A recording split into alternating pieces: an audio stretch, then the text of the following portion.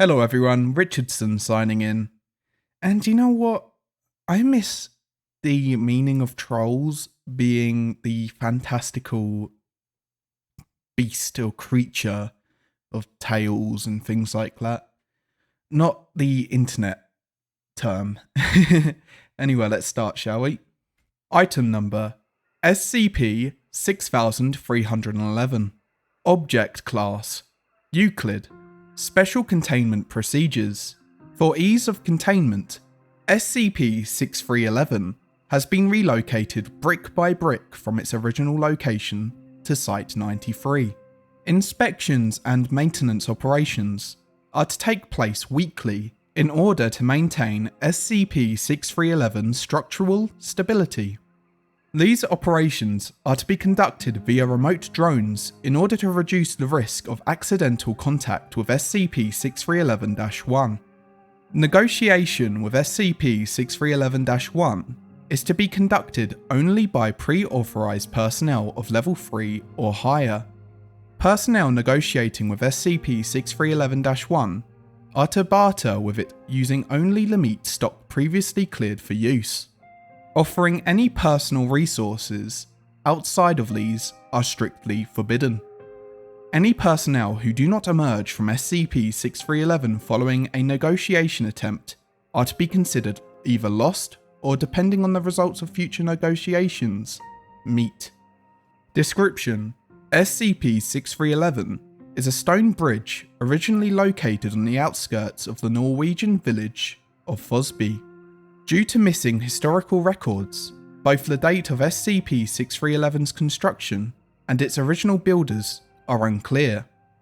Walking directly over SCP-6311 results in no anomalous phenomena, nor does any other interaction with it, save for walking directly underneath the bridge's arc.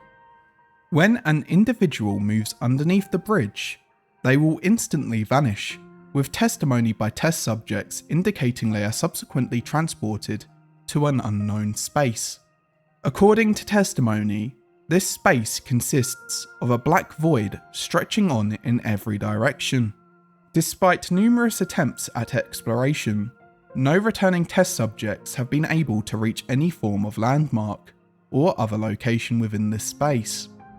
As a result, it is believed that the only entities present within this space are the Visitor and SCP-6311-1. SCP-6311-1 is an entity of variable shape and size that resides within SCP-6311. While subjects have been consistently unable to produce a coherent depiction of SCP-6311-1, they typically describe it using a multitude of contradictory traits. Attempts at taking photographs or videos of SCP-6311-1 have been similarly unsuccessful, producing nothing but pitch black images. SCP-6311-1 is sapient and capable of communication. It will typically speak with the visitor, offering them information in exchange for something of equal value. SCP-6311-1's sense of value is somewhat primitive, in that it considers food, specifically raw meat, to be most valuable, just below human lives. If denied human sacrifice, it will typically demand large quantities of meat in exchange for whatever information is requested. Testing of SCP-6311-1's capabilities has shown that it possesses a wide breadth of knowledge, providing accurate information on history, geography, military secrets, and potential improvements to containment for several other anomalies.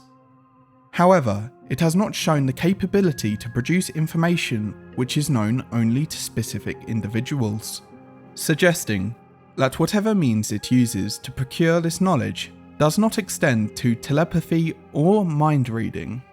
Addendum 6311-1 Folklore Analysis. As SCP-6311 is currently under the purview of the Folklore Department, initial understanding of the anomaly was concocted using the Campbell Protocol. Under the Campbell Protocol, folklore and urban legends from the local area, as well as derivatives from further afield, are conflated and taken as fact for the purposes of initial containment. The following brief on SCP-6311 was conflated from the original source, 3 billy goat's gruff, and 27 derivatives. Annotations have been left by Dr. Mary Cohort to aid in reader understanding. 3 innocent creatures are crossing a bridge. Crossing in this sense may not mean literally crossing the bridge, but rather using the bridge to cross over to SCP-6311's realm. A hostile creature stops the 3 in turn. In this case, we can easily surmise the hostile entity to be SCP-6311-1. In the vast majority of depictions, this entity is called a troll, and is referred to as such for the remainder of the brief.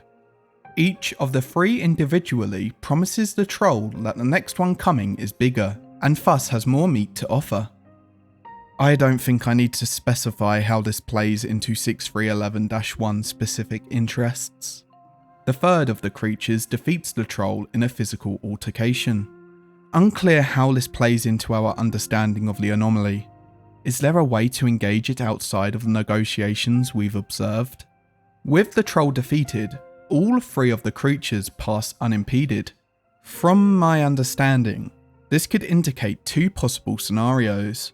Once the entity is defeated, it can be utilised without fear, or the more mundane explanation that the bridge can be used normally if the entity is no longer present. Addendum 6311-2 Initial Contact Report. Following 3 D-Class incursions and interactions with SCP-6311-1, head researcher Mary Ann Jameson elected to pass underneath SCP-6311 and communicate with the entity within personally. As recording devices have shown inconsistent efficacy within this space, an approximate report of this communication was transcribed following head researcher Jamesons' return.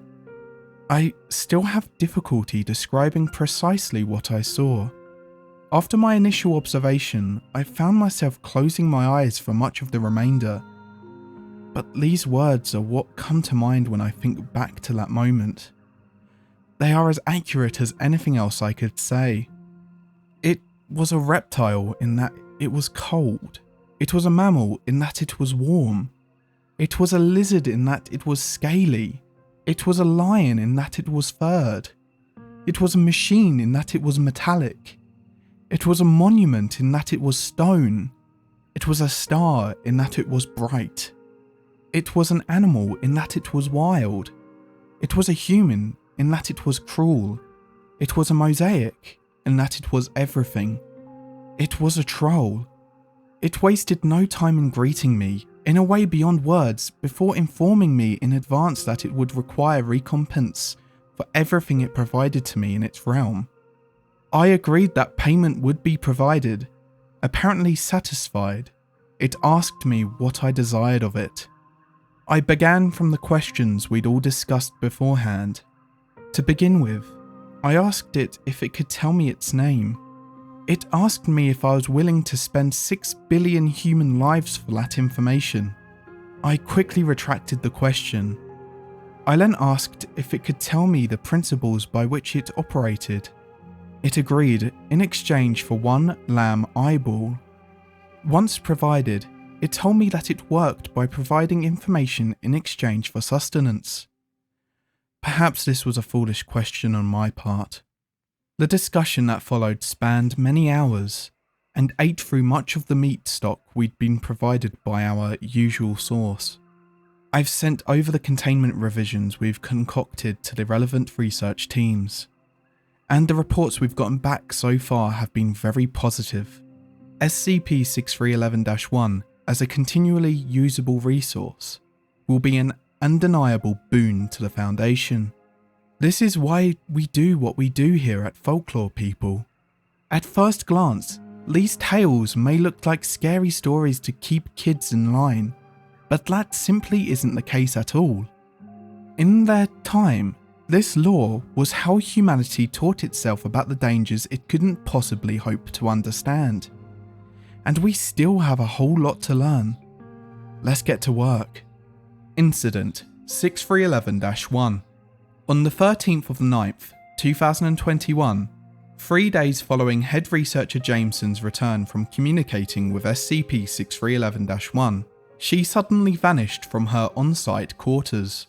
Inspection of her quarters has shown traces of blood stained into her bed sheets, and several of her teeth blocking the drain in the adjoining bathroom. Surveillance in the room was inoperable during the presumed time of her disappearance. The following message was found burnt into the ceiling. Did you think my time came free of charge? Testing has been temporarily suspended. Ooh, that's the end of the document.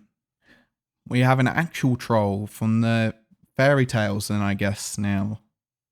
I suppose that people now need to carry meat when going under a bridge. Anyway, that's it. Goodbye.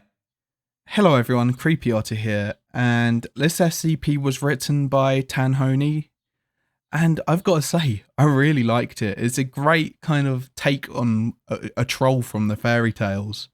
So thank you so much, Tanhony. Yeah, this was done for DEPCON, so check it out in the description below. Go to my description as well for my Twitter, and I shall see you in the next one. Goodbye.